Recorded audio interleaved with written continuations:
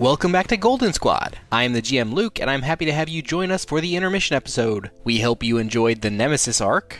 I probably should have done this last episode, but I wanted to see if any of our listeners had any questions for us before we recorded our Q&A session. Feel free to send us any questions you have about the story or any of the players or myself. Even if you hear this months after it's aired, I can include it in a future Q&A session, so don't let that deter you. The recap past me did is not too bad, so we'll go ahead with that. But I wanted to warn you that we had some recording issues this session. Something was wrong with Justin Kristen's mic, and I was just getting over being sick, so overall this may not be our highest quality episode, but it's still pretty funny, and it's just an intermission episode, so no hugely important story pieces in this episode. Alright, let's get to the moderately fun bits. Let's do it again.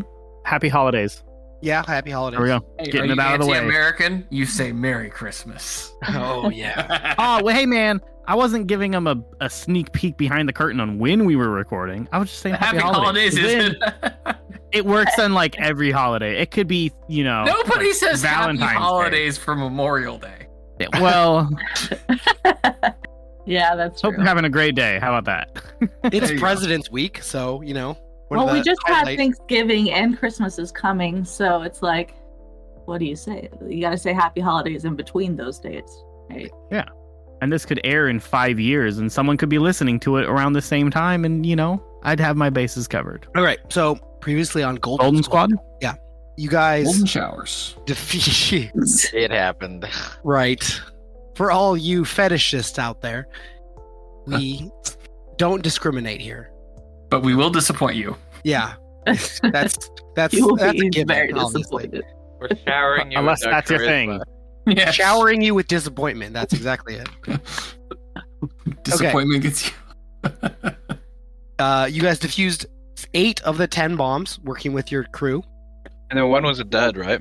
Well, no, that's right. 7 of the 10 bombs. 1 blew up an import-export yard.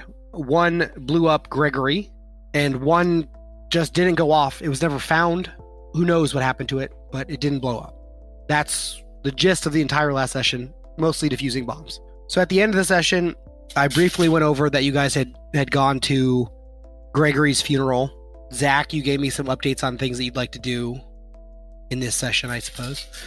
But you didn't do too much after the bombs went off. One of the things you did get was some of Gregory's personal effects from his office. And yeah, I think that's about it. Okay, and that was the end of Arc 4. So this is the intermission between Arc 4 and Arc 5. You have a little bit of freedom on how you want to handle this. Did we do his funeral? Yeah, I skipped over the funeral. You guys went to it. It was lovely. There was flowers and everyone wore black and only good things were said, mostly. Yeah, I mean, I teared up and, we shared groin pain together. Yeah, You guys remember that? that's true. You did. You took his groin pain from him. That's right. Yeah, I thought I'm thinking Callum was up. I thought you said growing pain, and I was like, what? Oh, yeah, no, groin pain. Yeah. You did definitely take You're that. such a hero, Zach. You guys hated him so much, and you kicked him in the nuts. And That was Jade, right? I think Jade kicked him. Jade and Theodosia were when we were in our first training. I'll start with the intros then. Everybody listening, I'm Luke. I'm sick. I'm sorry my voice is a little messed up, but you'll deal with it because you have no choice. With me this time, Alex, just cut the wire and see what happens, playing Callum. Justin, your eyes are my eyes, as Zach Cooper. Kristen, occasionally the architect of her own destiny, as Jade. And Edward, the first rule of book club is the book is the club. Nice. That's Nice. pretty good. Playing himself. In a manner of speaking. Okay. So that's the crew here Played today. yourself, fool. Yeah. Edward is Edward. And don't let anyone tell you otherwise. Upcoming is a powered, you could call it a conference, but it's more like a convention. It's called PowerCon. You could think of it like Comic-Con or PAX or something like that, where a bunch of the powered people get together and they'll answer questions from fans and host panels about some of the things that they've done, some of the things that make superpowers unique or powered individuals unique. Generally, For starters, superpowers. What? What makes superpower people unique? Well, they have superpowers, so... Yeah, well, I can fly and you can't, so yeah. But, or think of it more like a TED Talk where the person has a power and they're talking about how they used it to do stuff. And the plans on who was hosting each panel kind of had to change a little bit after the earthquake and people weren't in town. And then Gregory was one of the main panelists, so he had to get his substitute, and Saminitar decided to go in and take over that one. So there's a series of panels that you guys can go to. Some of them you can even be on the panel itself, so you can answer questions of the public. That's this session. Is there anything you guys want to do before the convention starts? I want to know, like, who, like, is this panel completely open to the public, or is it like a private event? No, this is a public. Okay, so I probably will not be a Yeah. Everyone there that has an alternate identity goes as that. You would be going as Spectacle. I think that's your name. That's, yeah, the one of my identities. Yeah, we'll go with that. Anything that anybody wants to do first? I still can't believe Greg's dead. I don't want to believe it. I just don't want to go on. Nope. Everyone hated him. I don't know. I was okay with him. I mean, I didn't want the guy dead. That's true. People always have coworkers and stuff they don't get along with. Very, very rarely is it like, man, that guy needs to die in an explosion. Protecting the building of all the people that were in it. Yeah, man, he sacrificed. The only thing I want to mention, I guess, everything I was bringing up at the end of last session, we can deal with later, I presume, or it'll unfold later. Yeah, it'll probably happen before your announcements go out. Are we taking extreme precautions for safety during this convention? Protecting the panelists or protecting the public? I mean, everything in regards to that, because we have had bomb scares. We know there is a person that we brought back from overseas, Morph, that's still on the loose and can impersonate anybody. And we have all these, other places all around us, just going to. It is kind of a perfect place for Morph to go. As far as the public goes, yes, they have lots of security there to protect the public. There's regular sweeps with like K9 units to protect against bombings and attacks like that. And there's weapon filters that they're at the doors. Protecting the heroes, less so. So like if Morph did want to come in and steal identities, that is something he could do. There's no good way to stop that, because you can't. If you're mainly focused on Morph, then yeah, he could very quickly. So Hannah's not coming. Hannah is not who designated to be there. No, Hannah is the nullifier. She is not planning on attending. Callum wants to set up a series of code phrases inside of Phi, where we have like certain phrases that we can say that will identify ourselves as who we say we are. What if Morph has already infiltrated us? A series of checks and balances, to be like, I'm just saying you would give Morph the code words. In private. Okay. Yeah, like in person, and we would all have to say, you would have to establish a rapport being like, hey, I'm Callum, and it's me because of X, Y, or Z reason. And then you'd be like, yeah, okay. And now that we've established I am who I am, I'm going to give you a code phrase. So the next time we meet, I don't have to give you my backstory. I can just be like, Rutabaga. And you'll be like, yes. But how do we feel about this? Sure. Any sort of security measure is good. On a meta sense, I am wondering if, like, out there, does Luke care about Morph at all, and we're just, like, really paranoid about this for no reason? But I like the in-character part of it enough.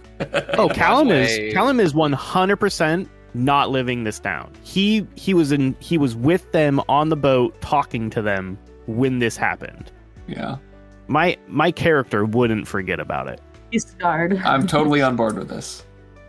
Yeah, also be certain. Or no. My point is, what if he never Morph did like Luke never even thought of it. Never even thought of it. Like, that's right. I forgot about that guy.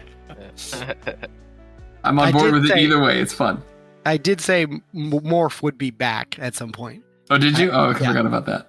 Okay. So I didn't plan on you guys like inviting him with you. That was never a plan. But it changed the way I was going to do things a little bit. But it's a good change, I think.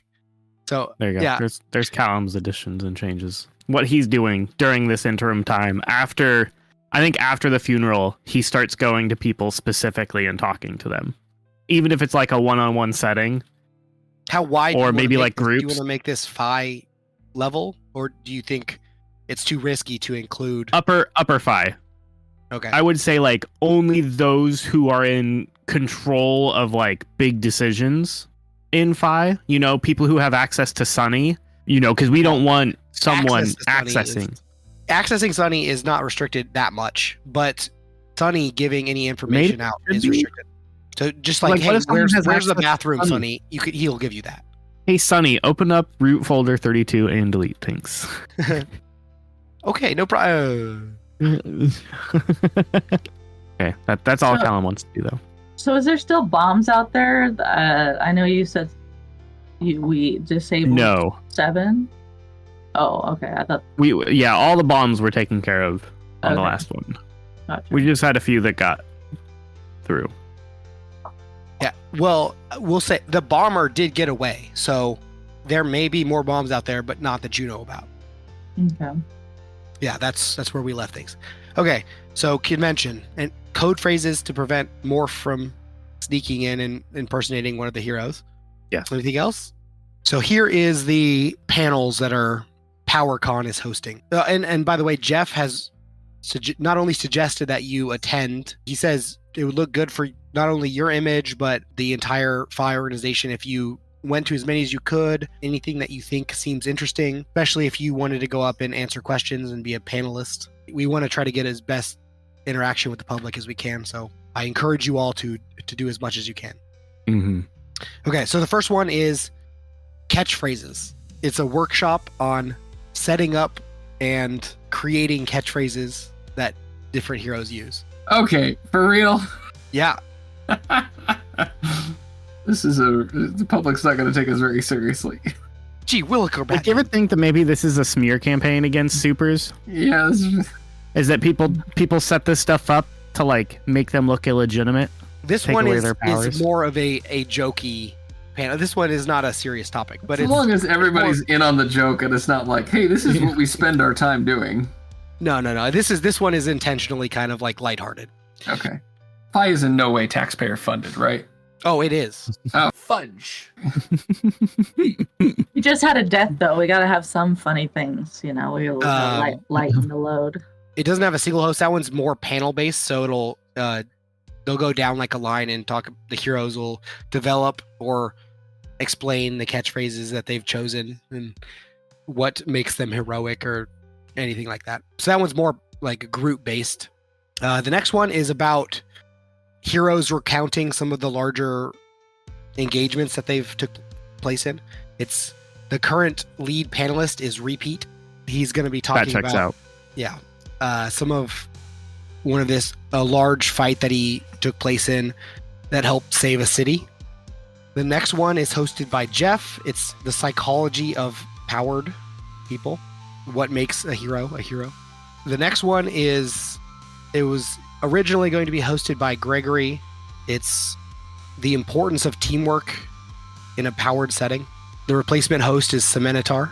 The next one is hosted by Danielle. It's about powered legislation.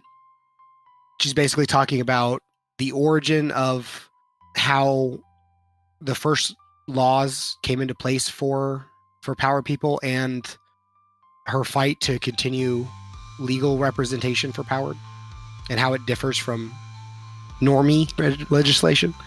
And then the last one... you understand is there's a 2-tiered system of justice. It's you and them. And then the last one is on power origin theory. It's hosted by Andrea. It's some of the theories that she has for where powers came from. That one sounds interesting. Who's hosting? Andrea. Oh, sorry. No, sorry. Number 5, powered legislation. Danielle, the CEO. Thank you. Okay. I labeled that powered legislation. What happens when powers are in power? I think that's a catchy title. People would really come to see that seminar. Yeah, so some are more serious than others, but you can attend any of them. Don't attend if you think it sounds dumb. So I think Callum really wants to go to catchphrase, but he's really depressed. as he just buried like his first colleague with Fi. I think this is all very upsetting to him. Yeah, it kind of feels like having too much fun right after something bad happened. Feel guilty. Well, I think this is Callum's first foray into like the super world. You know, we went and we did like our prison break and we did all this stuff, and like no one really died during that process. You know, there wasn't like there was lots of like knocking people out and explosions and stuff, and like people were shot, but like people didn't die, like die. On our This side, is like Yeah. yeah. You did throw a helicopter at the ground once, so. I feel like we killed. Yeah, and no one died though. Like Uh. that's the crazy thing. People were teleported out. No, not that. Well, I guess that was the second helicopter. Yeah, Yeah. the first helicopter did hit the ground with force. Whether there are people inside or not, you know, Callum doesn't know that. So They have an he eject sleeps button. okay. Easy. yeah, they definitely they got parachutes. All right, it's not his fault if they don't know how to pull the cords. That's all I'm saying. Is that this is a big one. You know, I don't think he's ever had this happen. It hits close to home. Yeah, Zach Very died close for to 2 home. weeks, so had that too. I think if Callum was there and watched Zach die and come back to life, maybe it wouldn't be so impactful. But you know, Greg's not coming back. It's true. That we know. Well, who knows? Yeah, maybe he also has just never got a chance Maybe. to die to figure out that he's also immortal. I like the sound of the Origins one. One sounds cool. Yeah, Callum's definitely going to go sit in on the powered origin theory. Just, you know, going back to like schooling days, being in seminars will make him feel better. Yeah, so just choose like 3 or 4, and we'll do those 4 or 3 or whatever.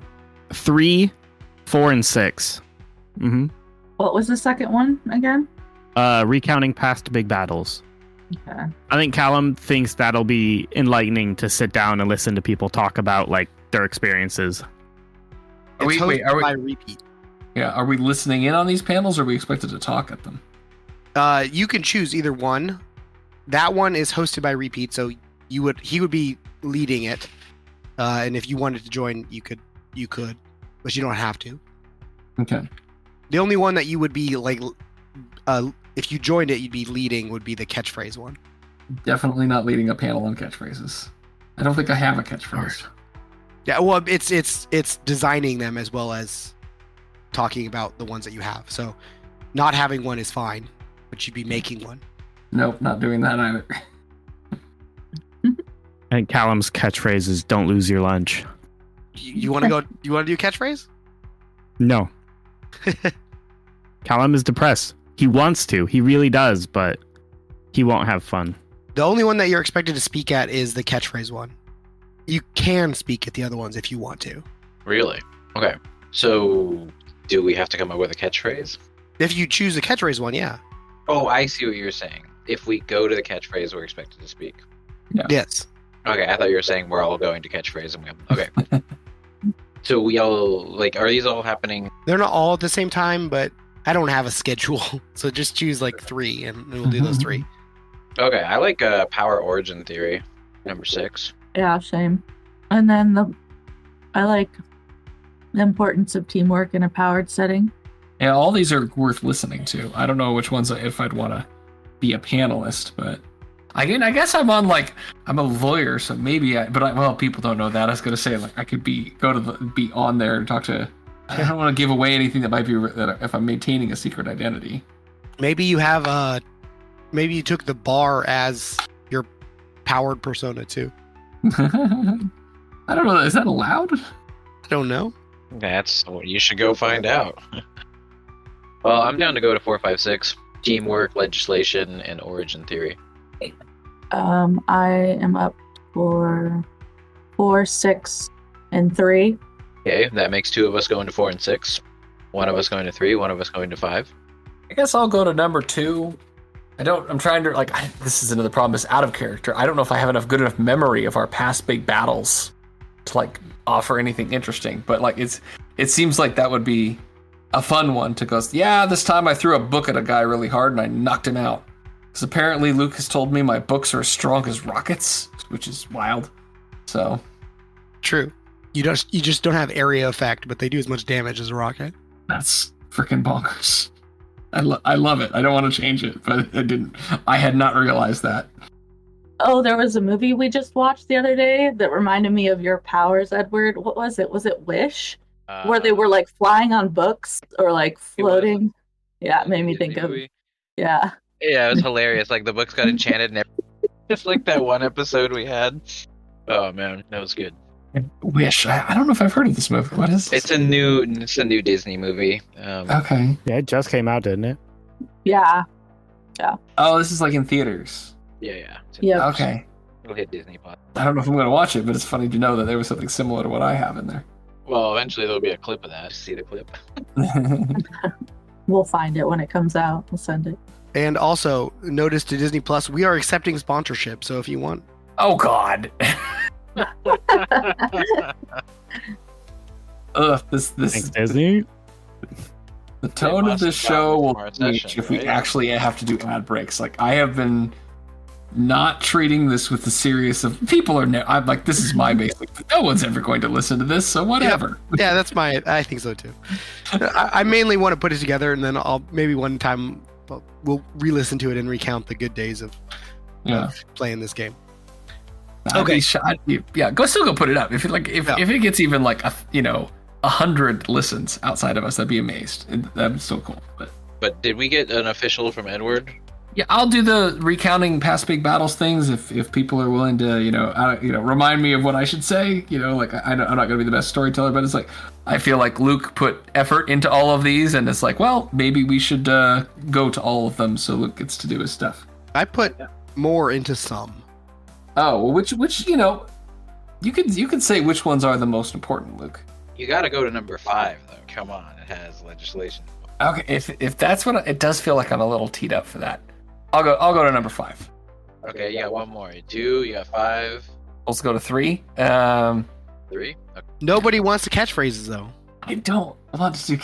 I mean, I it's one of those things where like I know I'm not that funny, so I know. I feel like I'd just be embarrassed by the things that I try to come up with.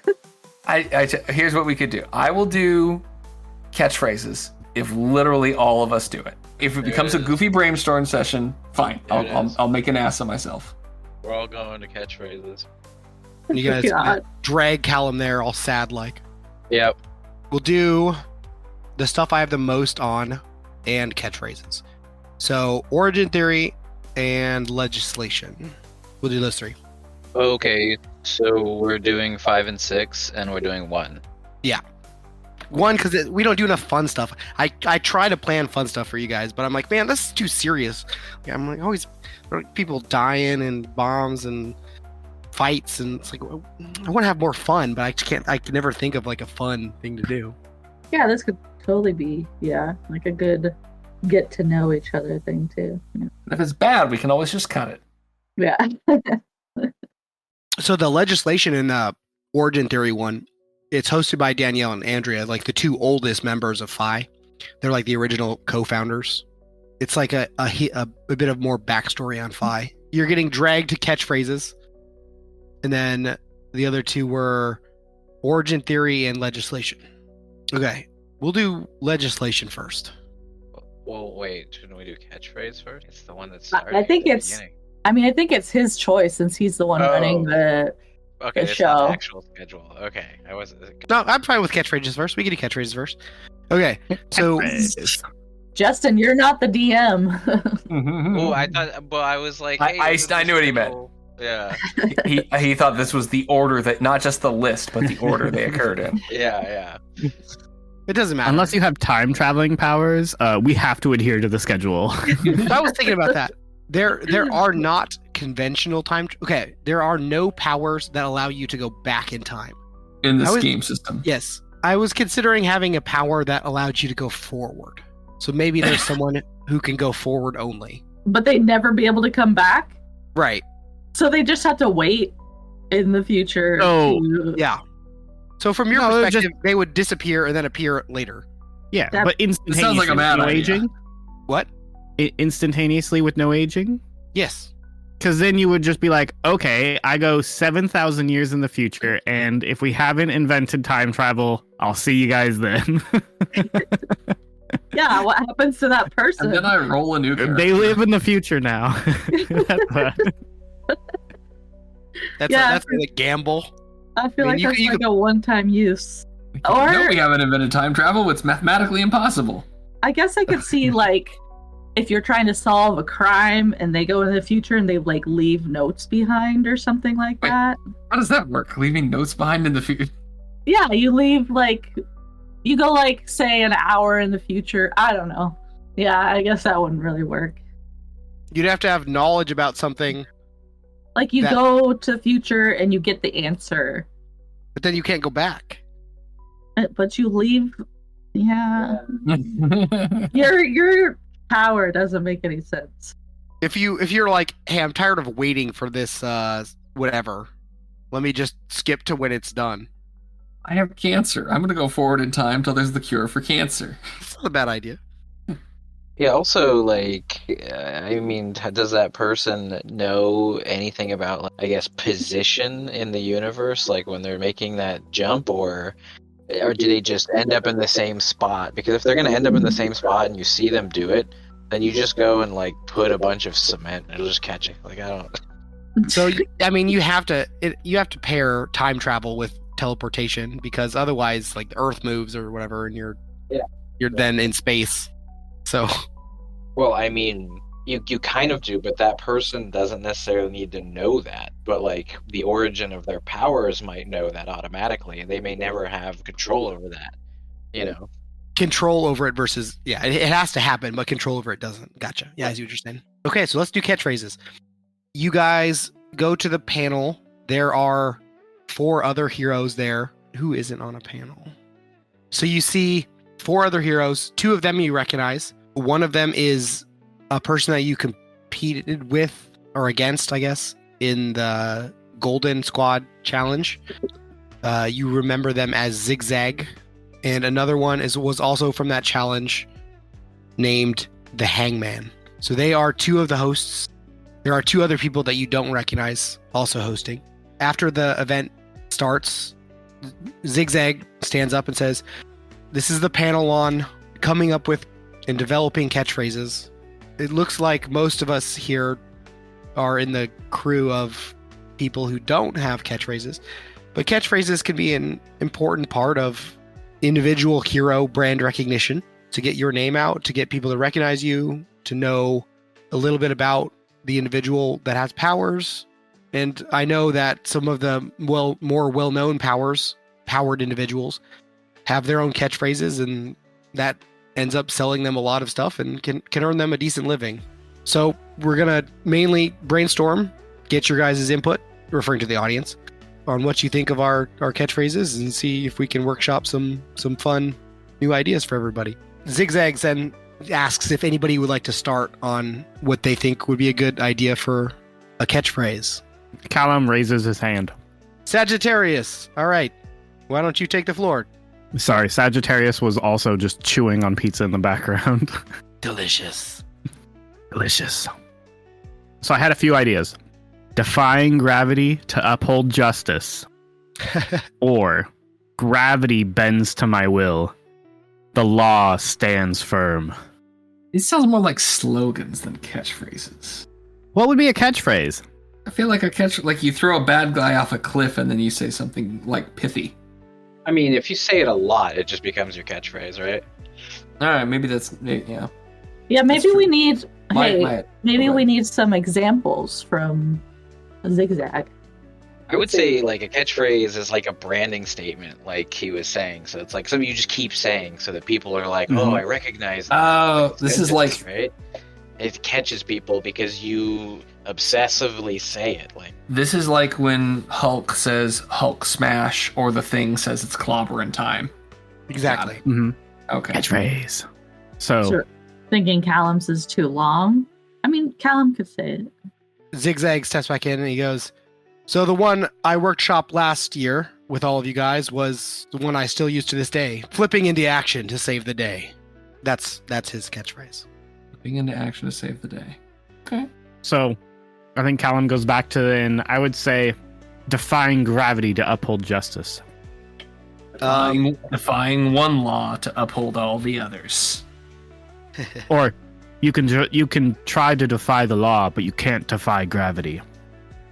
Yeah, I like that. Only I can defy gravity. Well, this is a workshop here. I'm looking for feedback from the workshop. Callum is fidgeting now. Is the audience silent this entire time, just staring at me? Roll persuasion. Oh, Jesus. I wasn't ready. I didn't get my dice out. Hold on. I'm sorry. Oh my god. Oh, last time I just did Google. I'm going to do Google. Actually, you know what we'll do? Do Yeah. presence, because it's not. You're not trying to persuade. You're not trying to persuade them anything. Just roll straight presence. Where is presence is 2. 11. Oh. So 13. You get a few cheers. It's not a standing ovation level, but it's the audience seems to like it. Okay. I don't think I have a presence. So I think Callum is going to say like what? I think he just says thank you for the feedback and walks away. Nods. He's going to go sit down. I'm gonna go sit down now. You get 5 additional fame. So Oh, nice. your fame increases by 5 after this. Are you keeping track of that? Or is that something we do? Oh boy, I hope Luke's doing that. I have a general idea of where your fame is at. I didn't write it down, Okay. but your fame should be around, except for Zach, I'll get to that in a sec. But everybody else's fame, Zach is confusing because he has different levels of fame. Secret identities and Each of stuff. his- Yeah. Everybody else's superhero fame. I guess no. For Zach's superhero, it should be the same as everybody else's. Or spectacle. Yeah, for spectacle, it should be the same as everybody else's. You guys should be around 30 or so out of 100. So now Callum is at 35. In general, what does the fame help you with? It's just like a background check that I do to see whether or not you're going to be noticed by the population and how the population interacts with you. So it So could for be negative too. Yeah. your friend, the amazing Dave or whatever his name is, that was a negative side to your fame.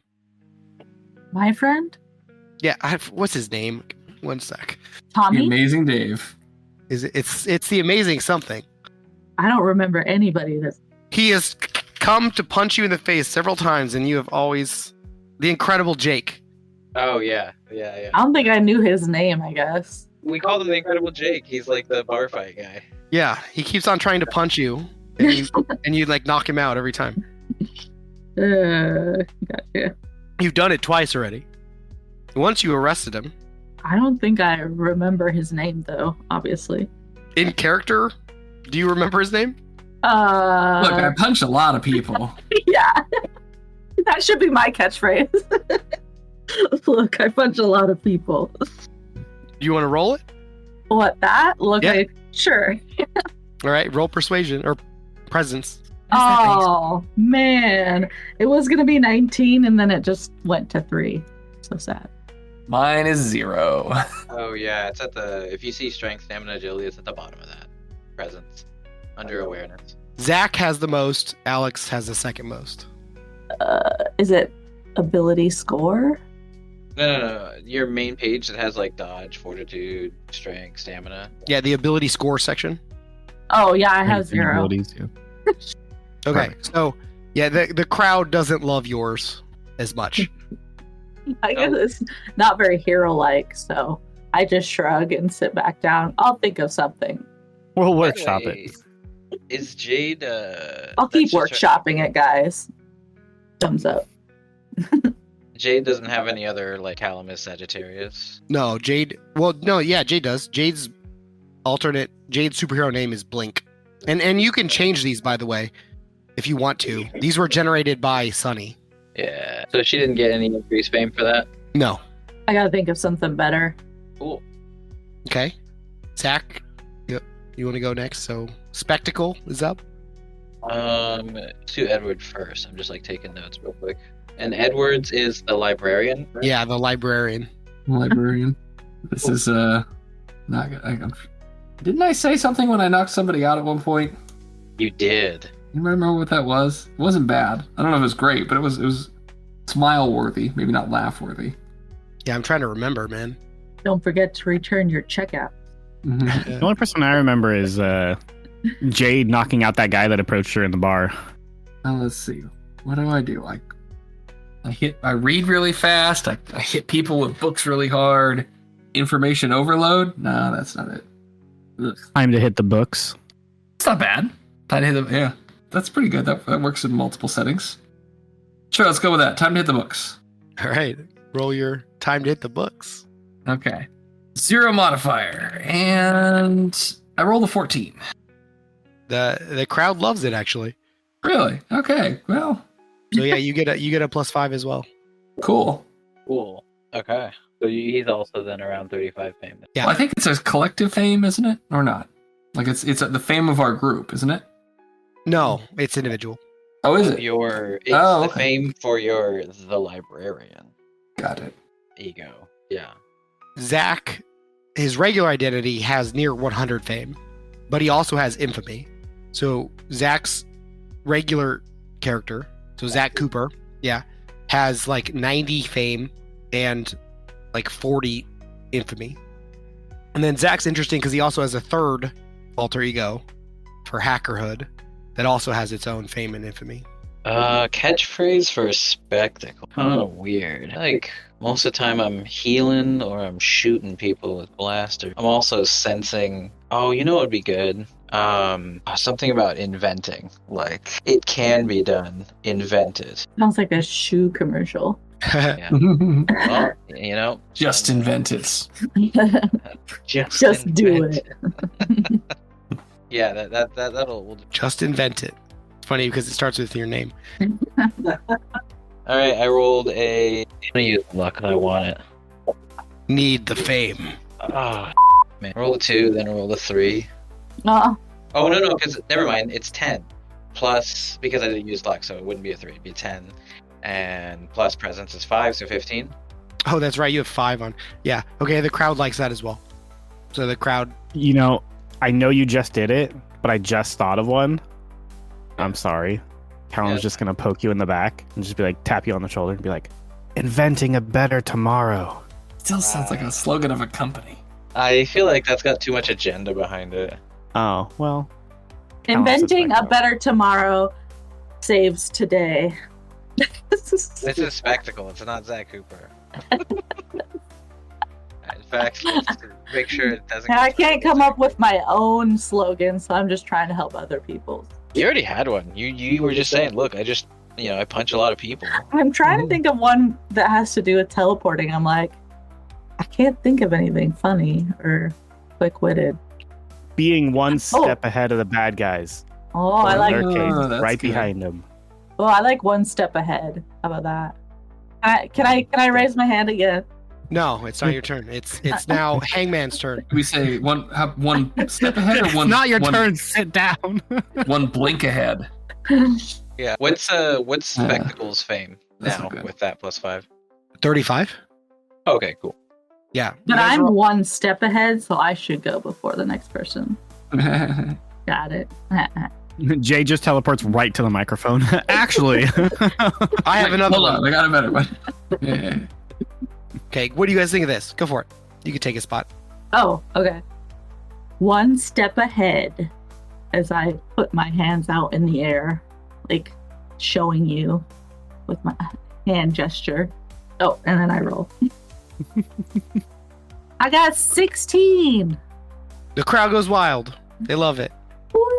Ooh. Okay, you're Yeah, 35. everyone, this is why we workshop these. Look, I punch a lot of people. Okay, I like that one too. I might use that when it's, that Jake guy comes around again. One swing ahead of the sword. Yes. I want that one. I was trying to think of something that was, when I was thinking of some slogans, I kept going back to some movies. I was like, I can't make it too close to movies Oh, or songs. seeing. I know one. Oh, this is the best one yet. Zach. See a need, fill a need. Playing off the fact that he can see through other people's eyes. There is that. Um, Seeing through people's eyes. There's also seeing the EM spectrum. And then there's also healing. So I like the just invented though. I'm gonna stick with that, but these are all great. If we If you want to switch it up, you could be like my slogan number 2 for when I just am tired of my first slogan. Or not slogan, sorry. Catchphrase. Well, you want to spice it up a little bit. Okay, Hangman steps up to the mic. And I says, hope Luke has something already written for this. Do you have one? No, I want to hear it. I was waiting Okay. for this. If you don't recall, Hangman's power is about he can levitate objects. Didn't recall that. Yeah, he was in the Atlas challenge where you had to hold up the rock, and so his ability played well with that. So he just can hold things in the air, levitating them.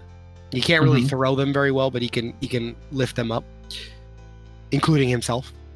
So he goes, okay, this is what I've been thinking of. How about this? Rise above. Like it. I like it, dude. Anybody else? Anybody have any ideas? Can I make it better? I was gonna do rise above defying gravity, but I didn't want to, Callum or not. Sagittarius is. I didn't want to step on his heels any, but He rise makes like the above. finger motion, like watching you. So what does the crowd think? Let me float this one by you. The crowd doesn't love it. He's like, okay, well, That's a shame. how about I liked what you said. How about let's float this by you? God, can't do a high voice with my current voice. Yeah, he sounds like he's whined. Guys, you're bumming me out. So he goes, well, let me try. Let's float this by you. All right. How about this one? Rising above the rest, one levitation at a time. And the crowd hates that even worse. So he kind of just returns to his chair. He's like, okay, well, I'll keep thinking about it. Callum looks over and then just leans over and whispers in his ear, "Let me float this by you. Stay in your lane." Did we have a bad beef finger with this guy? He does now, trying to copy Yeah. us. Let's see, what team was he on? His catchphrase can be "I'll lift you up to knock." Oh, that's Yeah. pretty good. All right, let's see how the crowd likes it. Hmm. The crowd is indifferent towards it. You get a few applause, but it's quiet. The higher they are, the farther they fall. Um, I like that one. okay, and then the remaining two people, I don't have names for them or powers or anything, so we'll just say that they announce theirs. They gets workshopped a little bit. They come back with some ideas, but nothing concrete. Zigzag stands back up and he goes, "Okay, well, let's talk about like what we've come up with here today. Let's see, what do you guys think is the best one today?" And you hear a bunch of chanting, conversations around the crowd, and they end up coming back with they are in love with Time to Hit the Books. So Edward gets an additional Love 5 name. Really? Okay. Oh yeah, I feel like that's a pretty great one. It's pretty good. It's fun. It's fun. Guys, I guess I got a catchphrase now. yeah. Now you got to say it every time you hit a superhero or a bad guy with your book. I had one more for the hang. I got gifted. I got gifted to get lifted. Nice. The crowd also they hate that even that's the worst one. Oh, Awesome. I love it. I got a 7 and then a 6 and then a 5. we just haven't. We got to help the hangman out. I feel like he needs. I'll get this figured out. Jesus. Every great downfall comes from a great height. Well, that's good, except for he lifts himself. So it's like, I'm going down one day. Oh, I thought he could lift objects And himself, both. himself. How about Well, lift it? I will You're gonna- always rise above. Lift it. You're gonna biff it. boo. Hey, I'm rude. sorry. It was just a joke. It was a joke. Lift it, biff it. I rolled a 17, so the crowd loves that one. Oh yeah. Everyone else that's up on the panel shakes their head, but that one, the crowd goes wild for. We know we've at least found the humor of the audience at this point. Who is passing out the sangria at this convention? People are getting a little rowdy. Hangman is unsure based on his mixed response between the crowd and the other powered people, but he has his catchphrase. Lift it, biff it real good. Is that what you wrote? Yeah, that's what I wrote. Biff it real good. Okay. Jade, you actually came up with the one that rolled well. What do you think? What do you want it to be? I like lift it, you're gonna biff it. Lift it, you're gonna biff it. The winner. So that's Hangman's catchphrase. Yes. I feel successful. I could be a marketer. And in fact, as you guys are finishing the panel and getting off stage, you see one of the audience members, and it is the incredible Jake. And he... Oh no, buddy. Uh-oh. He walks up to Jade. He says, "Are you hiding from me? I've been waiting for our rematch. Always one step ahead. Boom. Why don't we take this outside? Blink. You sure you want to be beat again? I got a Sure. plan this time. Oh, a plan. You can't hide from your nemesis." Oh, Nemesis. That's thinking pretty highly of yourself. See, now you're going to run away. Now that there's a crowd around, you know who's going to win. I don't run, and I put my fist. Are you going to do it in the Ah. in the hall, in the meeting area? He has to go outside. Oh yeah, we can totally go outside, so we don't ruin people's fun. Okay. So I mean, it could be cool. Fight. Oh no, let's take a vote. Who wants to see this fight? Callum raises both hands. Yeah, right here, right now. That's what I was asking. Who wants to see a fight? Oh yeah, the audience goes crazy. Incredible Jake walks up on stage. He goes, "Okay, show me what you got." And roll initiative. All right. Do I add anything to my initiative? Yeah, there's an initiative modifier. It's Is it lower? 5 for you Okay. So I got 11. total. Yeah. Okay, Jake goes first. All right, so he runs at you like he always does. Takes a swing. Roll your melee dodge thing. Teleport dodge. Yeah. I got a 10. I'm rolling Wow. that. You didn't immediately dodge. Okay. What's your... Okay, and now you'll roll your... What's your parry? Plus 10? 17. 17. Yeah, he swings, but he swings a little bit early, and you take a slight step back, and he whiffs it, missing in front of you. Your turn. All right. I will look him dead in the eyes and say, "Look, I punch a lot of people." And I punch at him right in his face, because that's where he likes it. The crowd Oh. doesn't like your use of the bad catchphrase. I'll roll. I got a 17 plus, what do I add to that? Fighting? So 20 total. Okay. You hit him. So describe to me what this looks like. Because you are immensely stronger than this guy. Yeah. Yeah. So what happens after you hit this guy? Well, I mean, I assume that Well, he's... let me put this in perspective a little bit. Okay. You're basically in a fight with a kindergartner right now. In terms of strength difference. Okay. And you have the strength of Maui. What is your strength is... Disney's sponsoring this episode, right? Right, of course, yeah. He pulled up the islands, you know. So does What can I Jade. say except you're welcome? Yeah. So my strength is 5. Yeah, which for reference, 5 means you can lift 6. You can lift half of a ton. Okay. Like, you hit this dude. What do you want his body to do? You're hitting him with your choice of force. Okay. I'll just say when I hit him, you hear some crunching and he flies back and lands on his back. Okay. Yeah, after you smack him, he flips across the stage, hitting the back of the stage. It was mostly just props, so it wasn't very hefty. So he's not completely destroyed from having flown through this wall. but he is unconscious. So he flips across the stage, flying through the back prop wall of the panel. And yeah, he's unconscious. So that's the end of that fight. So I take a bow and I say thank you. You take a That's bow how you punch people. to a mix of applause and boos. So you get 5 infamy for this. 5 infamy? Yeah. Hey, he came You're a at bad me. girl.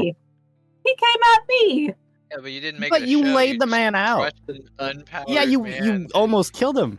He's I in the mean, hospital. He might have a family. This isn't the first time he's come at me, though. He just keeps coming at me. But like- this one is in front of They people. don't stop coming. Yeah. Actually, I'm gonna do a little Look bit at more. I'm them gonna, fools. I'm gonna do 10 infamy because this is the first time that you've done this publicly. Okay. Man. So, and actually, we'll do it both ways. You get 5 more fame and 10 infamy. Okay. So you get cheers and boos, but the crowd is going crazy over it. Gotcha. What's her infamy at right now? 10. This is the first time that she's like publicly done something that is divisive. Yeah. Okay. So next panel, I guess. Unless you guys have anything else you want to do. Also, I just want to point out the recommendation I gave to Zach, Cyanide Philanide, was from the Great Robots movie. That I posted was a it good in one. chat. That one had Ian McGregor, right? I'd forgotten about this movie. How can you forget about this movie? So So- good. I've only seen it once. Got Robin Williams in it. The only Yeah, I reason I remember care that. about it. When did that movie come out?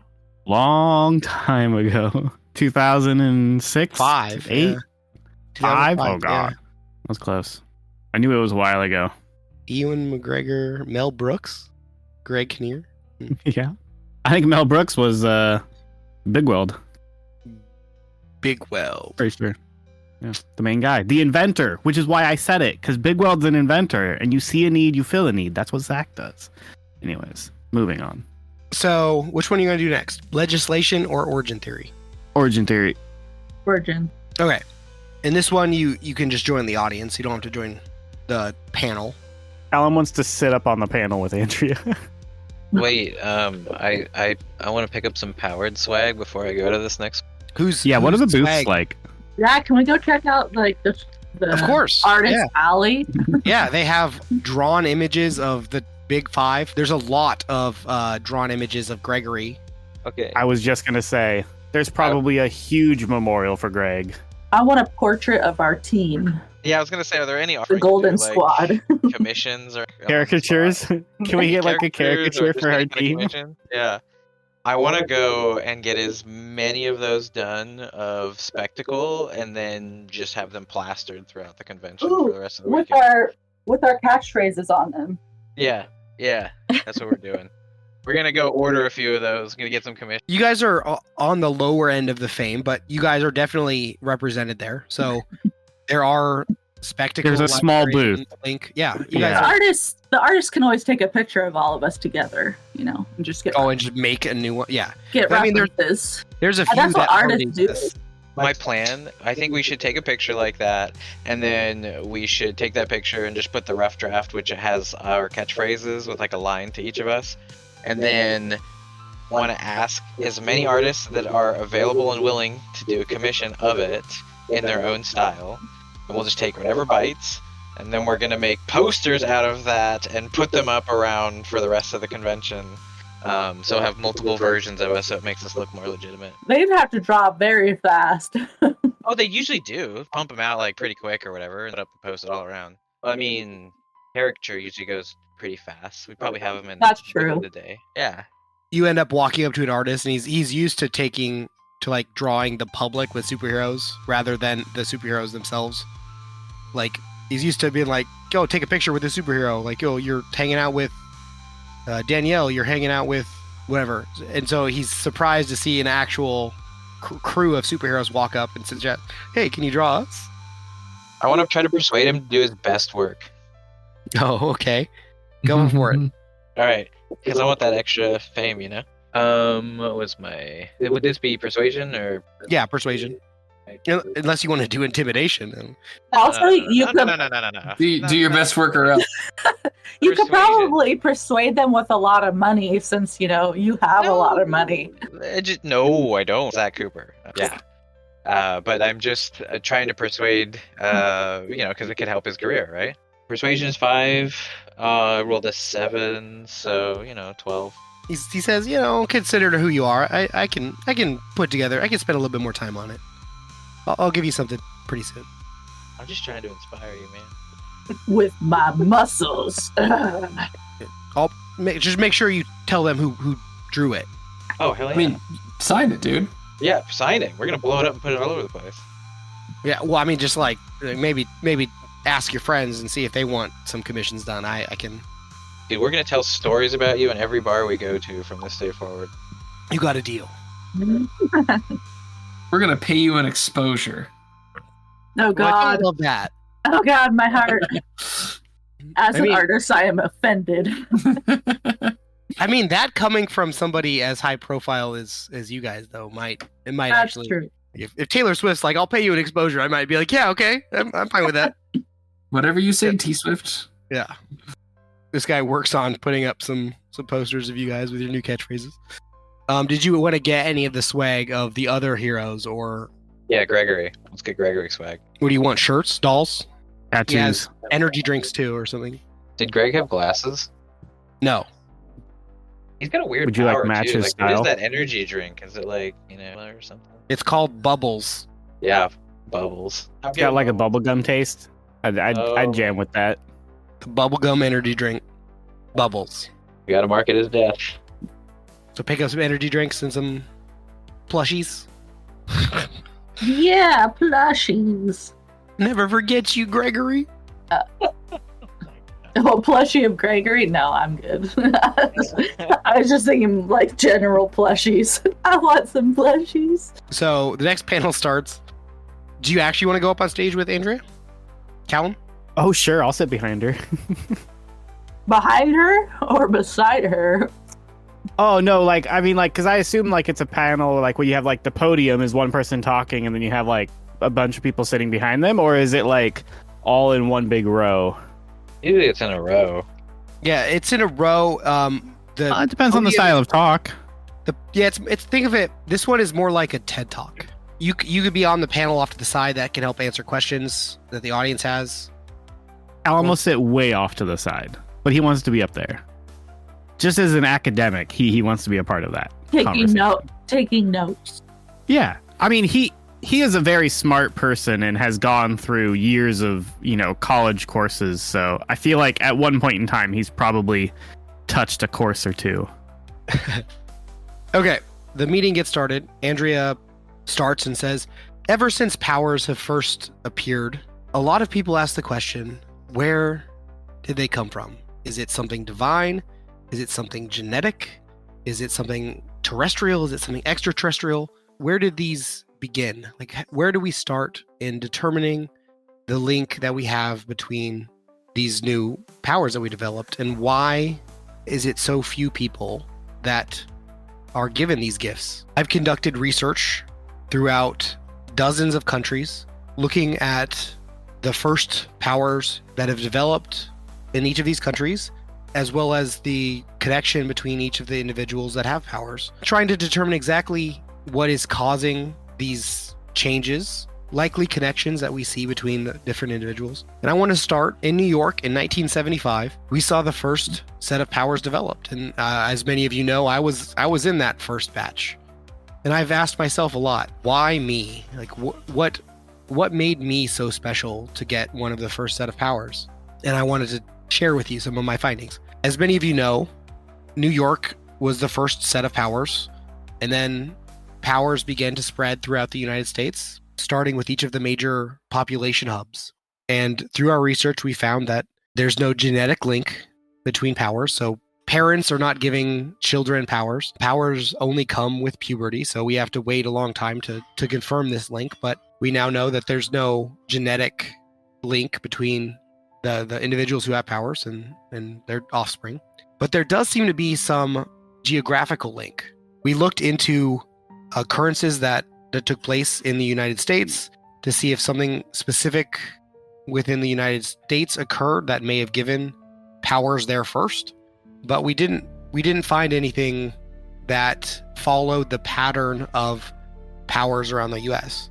When we saw the first set of powers in New York, it didn't share any common causes compared with the first set of powers that popped up in Los Angeles, or the powers that popped up in Denver, Seattle, Miami. Any of those powers that popped up, we didn't see any links besides the fact that they were population hubs around the United States. But a big mystery started to appear to us as soon as powers began spreading globally. When they started spreading globally, the link between population hubs tended to break. I mean, there was still more people that developed powers in population hubs, but that's what you'd expect from random sampling. But we did see the start of the first set of powers appear in small areas as well, small towns. We saw it all around the world. So something changed in 1985 or 86 where powers began to start appearing in small towns for the first time. So our best guess is that there is some carrier that is causing these powers to be transmitted. We don't know if it's an organism. We don't know if it's a bacteria that's linked to human transmission. So maybe a flu where people get powers instead of sickness. It could be something like that. But if that were the case, we'd expect to see a higher transmission earlier on in the power cycle.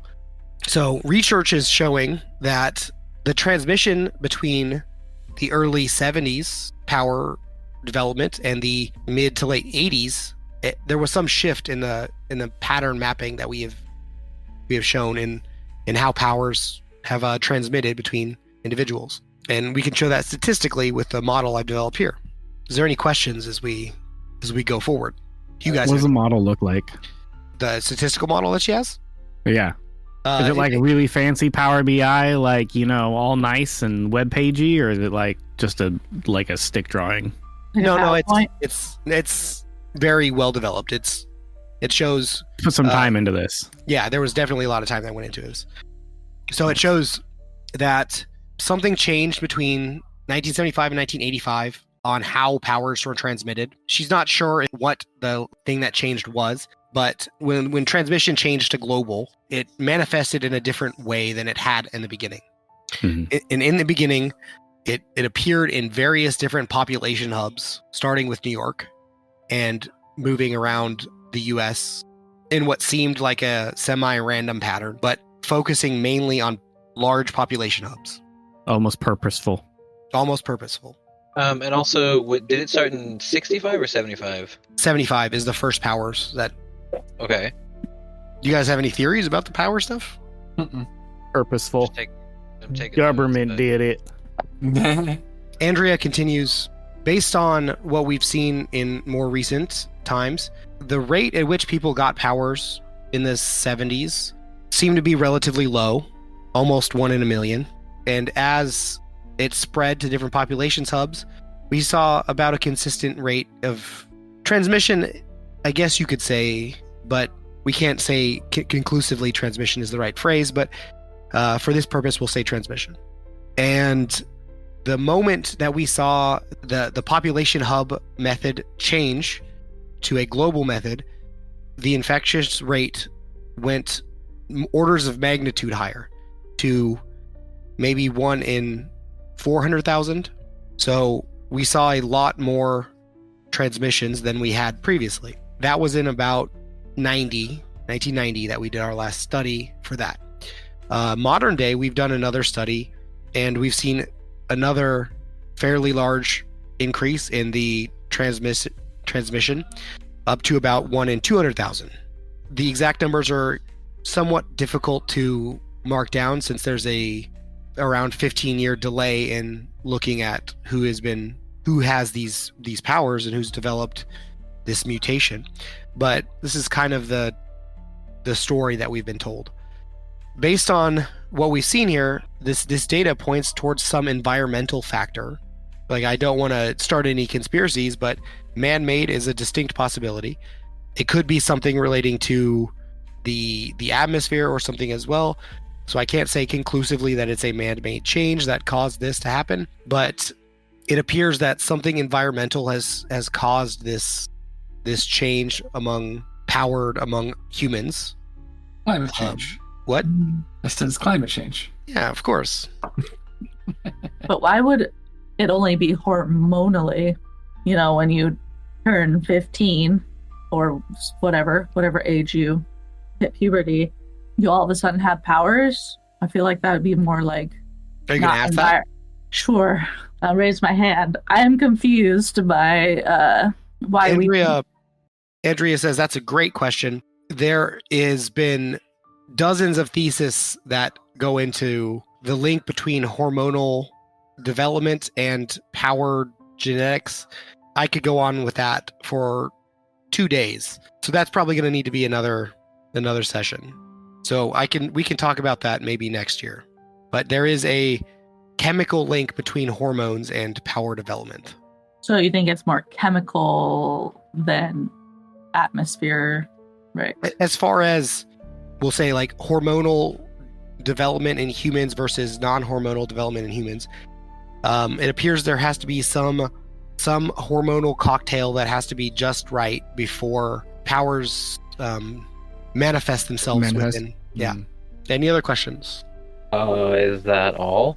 Maybe. I don't. That's all I had written. I mean, I don't like for questions. If you guys want to pretend to be the audience or other powered people and ask questions, then. So I guess this panel's conclusion is a question. Like, really, it's like, is there? It's all theory because there's no.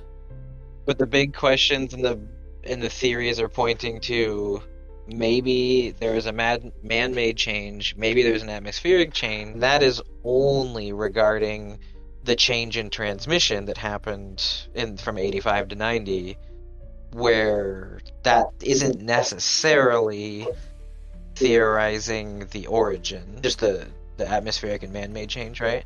Yeah, the theory is there is some environmental factor that made powers appear to humans. Something environmentally changed in 1975. Oh, okay. So you do know that it's environmentally, but it only affects. No, it's a theory. It's behaving like an environmental change. But it only affects at the time of puberty. Yes. So they had to take this. That's part of the reason why a lot of the research was difficult to quantify, because if something happens to a group of people and one of them is not pubescent, then they have to like backtrace when that person does get powers. Where were they that they might have been given the power? Like backtracing a disease that doesn't manifest for years and years can be really hard. Yeah, and I'm curious as to 1975 could have been when powers were discovered, but by more of the mass population. But it could have been going on before 1975, and people just didn't want to come forward because they were scared, or all those different things. Yes, it could have been the first people to reveal that they have powers. Andrea was in that group. She was one of the first 3 to reveal it. That doesn't mean that she was the first to have it, though. It was just hidden. Yeah, I mean, if you have the ability to phase out of existence and walk into a bank, I mean, maybe you don't say that. You could just be a wizard. Jesus. I guess if you're god of the new world. I have been reborn. That's kind of Zach's story, My power is to turn things into wine. And heal the blind and crippled. No, that was last Jesus. That was. That's the older Jesus. guy. Yeah. Old Jesus. Okay. New Jesus ain't down with that. Yeah. Was that the end of that panel? Yeah, unless you have any questions. As you or the audience. You guys can play both. So I guess I'll raise my hand. How often are you going to be like doing these studies to keep figuring out the answer behind the powers? Like, what's the end goal of figuring out like who gets these powers? Is it so anybody could have powers, gain powers, or what's the end goal of figuring out the origins of the power? The goal is not to give everybody powers. The goal is to figure out how this happened, why this happened. Jade does raise a good point, though. you know, like what happens if we do understand, you know, I mean, would people be in favor of trying to eliminate powers if we understand how to control it? You know, what happens if we do master the ability to grant or remove power? There's definitely a risk with that. We don't want to start a eugenics movement by going down the path of eliminating powers. We don't want For the non-powered. we don't want to push powers on people who don't want it. We don't want to take powers from people that we don't think should have it, just based on, you know, what the morally right thing to do. I guess I don't know if I ever asked that. Are they more against people who are having powers, or they prefer it? You know, is it like a... Well, everyone, the place you're at now, everybody loves. Like, you're at a convention where people came and paid money to be around people with powers. So everybody around here is like, yeah, powers. But there are definitely branches of humanity that are against powered people. Some people see it as a common opinion is that a superhero kind of manifests a supervillain. So without these superheroes to like challenge others, there would be no need for a supervillain. So there's a chunk of humanity that thinks that the reason supervillains exist is because there are superheroes.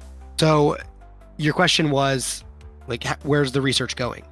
Yeah. She says that the research is ongoing. This most recent study just completed. So this is brand new research that have shown some of the origin theories. She just, in fact, finished it like a week ago. The research that they have is still like coming in. They don't have like a great data source for this. A lot of it they've had to collect themselves. A lot of it they've had to pay other companies for. So as far as data quality, they're looking for better sources to try to get more accurate details about other world countries, power information.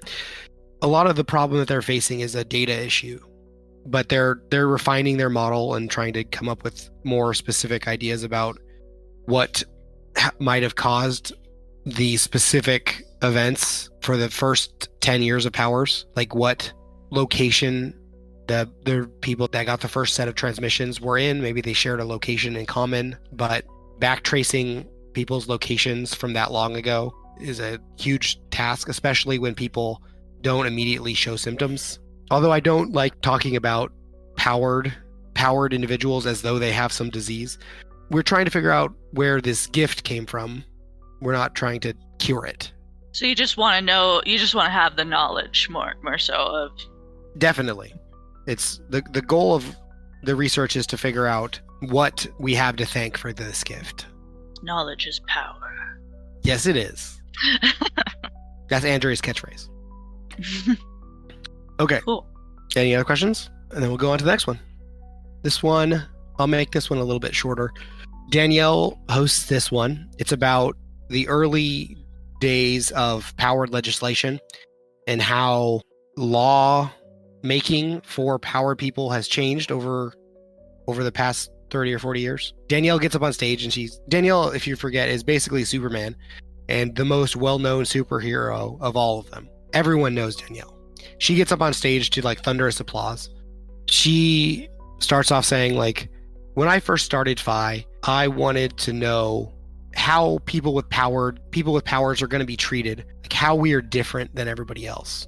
When I first started it, I wanted Phi to be a place where people with powers felt safe. In fact, it didn't differ very much from how AA meetings are today. It started as just a club that we got together and talked about how we were treated, things that we did, problems that we faced. And it wasn't until that fateful night in 1983 when the Capitol was attacked by a powered person that we saw our first like threat of discrimination as people with powers. Luckily, though, I'd built up enough FaceTime with the public and I built up enough trust with lawmakers in Washington that they were able to see that, at least a few of them, as an isolated incident. But I had to fight really hard in the beginning to make sure that anti-power legislation didn't get passed right at the start before we even got off the ground as a company. And since then, I've been spending a large chunk of my time with Congress lobbying for power rights and improving power legislation, and the right to represent some of the laws that may be enacted that affect specifically powered people in this country. I've been a big part. I've been working with XYZ congressmen and women trying to get these laws to be as fair as possible to treat people with powers equally among the law, even though these powers make us anything but normal. At this point, she gets a question from the audience and she decides to take it. And it's someone that Zach would recognize, a reporter that he had talked to in the past named Seven. She ends up asking Andrea, like, how... 7 of 9? No. Sorry. Seven Stewart, I think she is. But that's good. I think Justin actually named Seven. Seven stands up and asks at the podium, like, how can you claim that powered individuals are helping humanity, yet you see people with powers locked up in your prison, permanently drugged? Like, how is that not inhumane and equal to people with powers? And Danielle is kind of taken aback by like this, like, straight up, almost attack-like question. She says, we'd love nothing more than to reform offenders into functioning members of society, but the resources aren't available to us yet to put in the effort we need to reform all of the powered offenders that we have in prison there. And the people that are in custody there, they've all been found guilty of a crime. It's not like they were put there against their will and they did nothing wrong. And society decided, based on the laws that we passed, that those individuals stored there are safer without their powers, at least until we can determine that they're ready to reenter society. And as long as they're incarcerated, that's what we have to deal with. It's a problem, we recognize it, but we don't have a great solution at the time being. And we don't have the resources in place in order to rehabilitate everybody simultaneously. And she continues on about some of the laws that have been enacted in the last 20 years about how FI has developed as a law enforcement agency, and the conviction of powered people has changed the way that they're imprisoned and sentenced, how it's different from normies. Yeah. The process for which a powered person is locked up, they have to go through a special court. It's more like a grand jury, but it's all thanks to a lot of the legislation that Danielle had put into place to treat people with powers differently, but not unfairly. And it's been what she's been campaigning for pretty much since the founding of FI. In these days, especially, she's more of a legislator than a crime fighter. God, I hate my voice. That's the gist of the legislation panel. Did you guys have questions on that one? No, Callum's good. Except for when are we building the space station? And then we can have space prison for powered people. You can just eject them into space, and if they're bad, right? That's the death sentence. Maybe they can breathe in space. Or maybe they could just teleport back to Earth like you. God, how expensive that would be. Be like, yeah, your death sentence is being rocketed up into space. So. Yeah. Take them up to the space station to just eject them into space. So. In some ways it's simpler. Mm-hmm. Okay. Is that all you wanted to share? I'm trying to think of any questions. Yeah, if you have questions for Danielle or any of the other people that have panels or anything like that. No, I don't think so. Okay. So yeah, that was mainly the session that I had planned. There's one other little thing that I'm gonna do, but that's most of what I have this time. You guys head back to Phi. As you walk in the doors back at Phi, you run into Seminotar, Stu, if you want, and he says, like, I got to take over for Gregory's panel today, and it was really hard. We talked a lot about the vision that Gregory had, and we could see a lot of the audience going through a rough time. They seemed to like him quite a bit. I mean, we all know he was a pain in the ass here, but I mean, the public thought he was they have rose-colored glasses when it comes to viewing us from the outside sometimes. I did find some of his things, and I brought it to your guys' office earlier. I wanted you guys to look at one of the files that he had, though. I think you guys will appreciate it. He took notes on a lot of his students and I wanted you guys to look at what he had written for you guys. Just take a look at his thumb drive in there, and you could find the file. What's mine labeled? Are they each independently labeled, or is it just like to whom it may concern.exe? No, they're...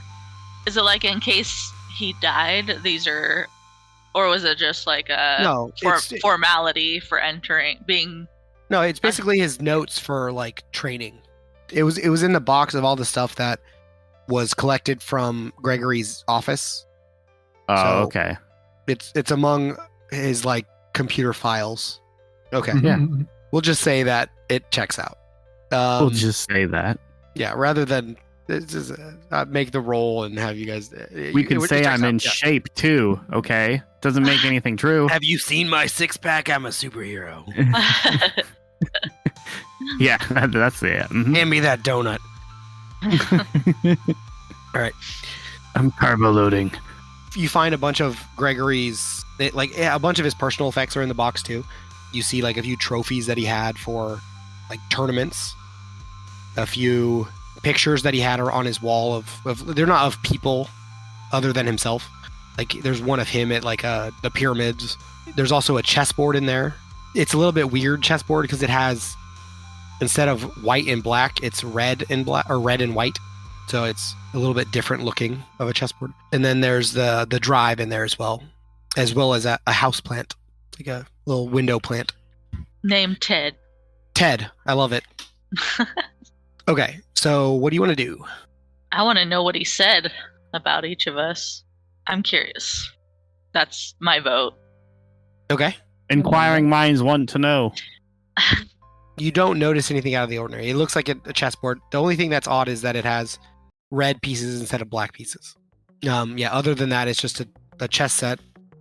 I mean, did he leave it to anybody in his will? You could always take it and examine it. You do notice on the bottom of the chess set, it has inscription that says Red Tie Affair 2017. That's why it's red. You open the drive, the thumb drive, and you see a few different folders. One of them says sparring sessions. One of them says trainee notes. And one of them says red tie things. Oh, red tie things. Is that what you want to look at? Oh, yeah. Mm-hmm. Okay. Within red tie things, there's a few different files and a few different videos. One of the files is titled Guest List. One of the files is titled Threat Assessment. One of the files is titled The Eats. That's a video. One of the video files is titled Chess Match. And one of the video files is labeled Special Guests. Chess match, I feel like would be the one we might want to look at first, and then maybe threat assessments, and then we'll just go from there. Okay. So you want to watch the chess match? Okay. You play the chess match video. It shows Gregory and Andrea. Gregory sets down his phone, and he's playing chess with what looks like that chess set against Andrea. And they're just sitting down, going back and forth. Gregory says, after they make their like opening moves, they're going back and forth playing chess. Gregory says, "Do you ever feel like we're pieces on a chessboard, just cogs in someone else's wheel?" Andrea kind of jokes back, in that case, you must be the white king, and then makes a move, moving her bishop and putting his king in check. Gregory says, "Hell no, I would be the white knight, thank you very much. But what does that make you? Are you a red bishop? There's no black bishops in this game. You're just going to protect your queen." Andrea goes, "Who is the queen? Danielle? You better not let her hear you call her that. She doesn't like being seen as the one with the power. And besides, she wouldn't need me to protect her." She moves her rook and checkmate. Gregory returns, "My God, you are worse than Jeff. Why do I even play you against this? How about we have another sparring match? Maybe something a little more my speed." And then the video ends. So should we watch the sparring match next? The sparring match one is not a video. It's just a text file. I kind of want to look at the threat list. The threat assessment? Mm-hmm. It breaks down the various entrances and exits for the party, the number of guards scheduled to guard each of them, and their rotation schedules. So, like, this person replaces this person at this time, having this wandering guard as well as what's the So word? wait, is this something happening in the future or something that has happened? Has happened. It's all dated in 2017. Oh, okay. It's the threat assessment of the red tie affair party that happened in 2017. It's basically the ways that they're thinking of defending the party against unwanted attacks or intruders or anything like that. So it details like guard movements, security measures in place to prevent like bombings or missiles or anything like that might attack the building. So do we find anything that's like useful to like finding out any indication that that party could have been linked to the bombings? What bombings? The bombings was happened. I don't know. Yeah, this was 6 It years could have been a terrorist cell from a long time ago, man. Yeah, the guest list is fairly long. It's about like 100 people that have shown up, I guess. There's also another 50 people or so that didn't appear. But the guest list includes a lot of the higher ups at Phi, along with a lot of the companies they work with, like Trisect and Frylox and some of the congressmen that support them. What is the Eats video? It shows, so it's from Gregory's phone. It starts out on Gregory's face, and the camera slowly pans, and it shows the buffet available at this event, and then it pans back to him, and he's kind of making like a drooling face, and then it cuts forward to him with a giant plate of food, prime rib and potato salad, and like just like a home video of this dude's just time and having a good like company retreat. Yeah, it is a company party too. I didn't actually mention that. So the Red Tie Affair was actually a company hosted party. Red Tie Affair. Yep. So nothing suspicious. You tell me. Oh no. And then the last one was special guest. I mean, these are in his files This is and their just in the videos. I Yes. know, but we might as well like look at it. Might as well Cheer exhaust for- every single file that he has. The special It's here guest. for a reason. Even if it's character development, I guess. Okay, yeah. There's special guests in this file, and then there's 2 other folders as well. Do you want to watch that video? Yeah, we do. Okay. So the video starts. The phone is kind of at Gregory's side, and it shows him walking up to somebody, and the first person that he steps up to, he goes, "Sir, I've always been a big fan about what you've done. Could I get a picture with you?" So he holds the camera up, and the person that you see, you guys have all seen before. You might have met him early on, but you've only seen him once in person. But you all recognize him as Matthew Baker. He's the government liaison. He's basically like a cabinet member that represents Phi to the president. He's the one that walks up. He's a fan once? Okay. No. Gregory walks up, and he's a big fan of Matthew Baker. He goes, I appreciate everything you've done for Phi, and I'd love to chat with you about any of the decisions that you've had to make about Phi, and like how what you see the future of Phi looking like as it stands as a government organization. And Matthew Baker's like, I got a lot of people to talk to, but I'd love to spend some time going over this with you if you'd like. Let me make some rounds first, and we'll get back to it. And Matthew Baker walks away. Gregory's like, I don't think he's gonna come back. I think he's blown me off. Okay, and next person, and you see him walk up to Isaac Harris. He says, I appreciate all the training that you've provided to Phi. You've done a lot for new recruits, and like you've made my job a lot easier knowing that we have backup available to us, and like I really appreciate all this stuff. And Isaac Harris, he's very diplomatic about it. He's like, oh well, I try to do anything I can. I like to be able to help. And he introduces his son, who's there too, Axel Harris. And he asks if there's anything that he can do to help in the training of new recruits that do have powers. You see the rest of the video as Isaac and Gregory exchanging ideas on best ways to train new recruits. So they go back and forth for a good 15 minutes talking about how the training center needs to be upgraded, and the different types of weapons that need to be focused on, and the different techniques that trainees should focus on, and powered versus powered sparring matches. You see like a whole spread of conversations between these two. And then just before the video ends, Gregory says, I just saw Dennis too. He always dips out early. Dang it. Okay, well, maybe next time. So he's just being like a big fanboy right now. Yeah. Yeah, he's just going and meeting all of his his hero biz idols. Yeah, it's like he is at a Comic-Con right now. There was one that was called Sparring Sessions and one that was called Trainee Notes. Yeah. I think that's where we're going to get some info on us, huh? So this one is just sorted by class number. So there's class 201A, class 201B, class 204, things like that. You guys know your class number, so you're able to find your own. Callum is on his own class number. So he's on. Fancy.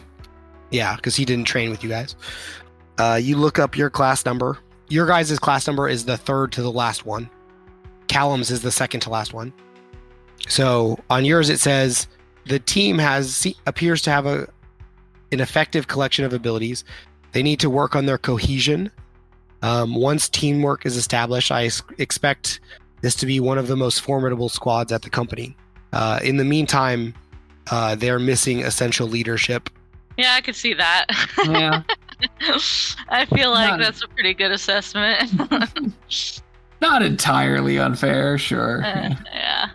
I don't think any of us have really stepped up to be like the leader of the crew. Is the last video some Minotaurs or file note? Yeah, these are not videos. These are just notes. But yes, the last one is the most recent squad, which Siminotar's in. Cool.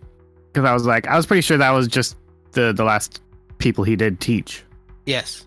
Ever. Because he's dead now. God. This is me making a crying noise because I can't with my voice right now. It's hard.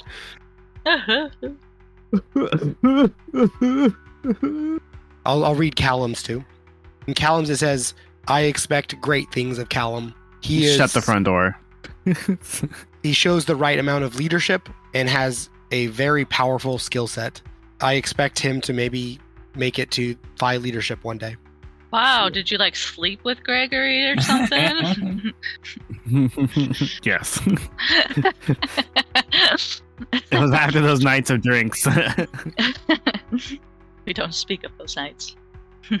And then, do you guys want to hear about the sparring session folder? Sure, yeah, as well. So within sparring sessions, there's one, I think I said it was text. I'm going to say that there's some videos in there too. So there's one file that says overall rankings, and then there's a series of videos labeled a different hero's name. There's several videos labeled Danielle. There's several labeled Andrea. There's several labeled Janie. What's the overall rankings in the text file? So it shows win-loss against each of the... So he has himself and the other upper leadership of FI. So it has Danielle, Andrea, Janie, Jeff, and Hannah. And it's his win-loss against each of them in the sparring sessions. So it shows against Danielle, he has lost 14 times. No wins. Against Andrea, he's won 8 times and lost once. Against Janie, he has lost 9 times and won twice. Against Jeff, he has not won or lost. He has not won or lost anything. Yeah. Andrea is 8-1. Janie is 2-9. Jeff is 0-0. And Hannah is 0-1. And the various videos are snippets from some of the different fights he's had with them. Which one has the most plays? One of the Danielle ones. And I'll even give you the one that has the most plays against Danielle. It shows him knock Danielle down a few times before she whoops his ass. Nice. Fair enough. Okay. So that's the collection of files that you got from that. I don't have anything else. Is there anything you want to do before we call it? I'm going to collect our, caricatures and take them. Oh, yeah, of course. Frame them. Sonny tells you, let's see if I can do the voice. I'll try to do the voice. God, because I lost the upper range of my voice, so we'll see how this. Red Tie Affair is a charity event hosted to provide winter coats for children. It was pledged by various members of the United States Senate, as well as several large companies. Does this happen every year, Sonny? Not every year, but the charity has been occurring every 2 to 3 years since 2012. Cool. Would you guys like to be notified of the next occurrence? Sure. I mean, I used to steal coats from the rich to give to the poor, so it'd be nice to actually do it all legitimately. Do it above the board.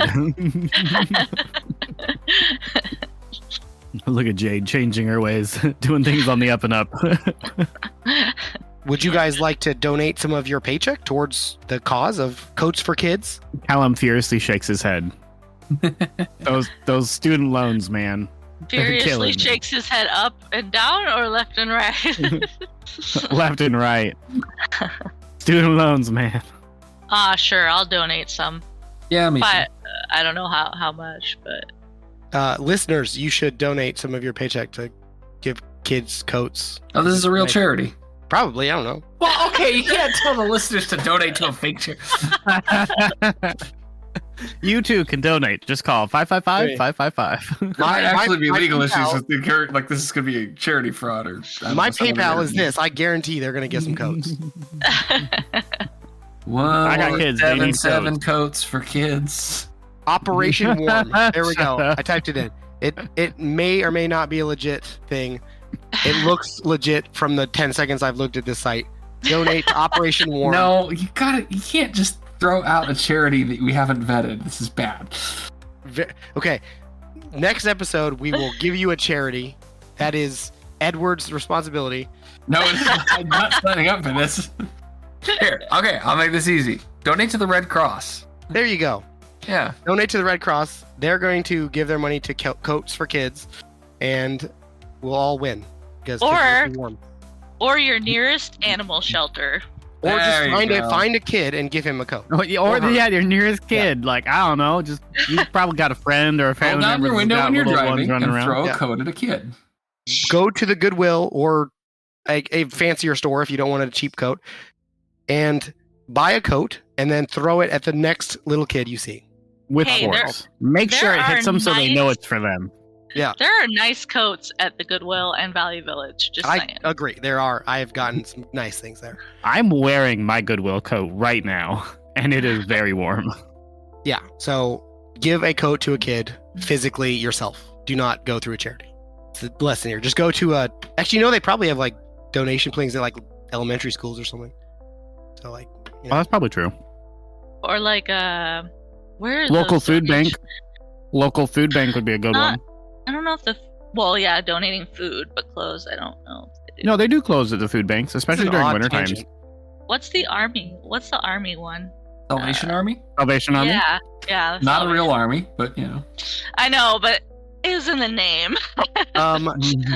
It took me a minute to realize, like, what's the army? There's an army chair? Oh, she means...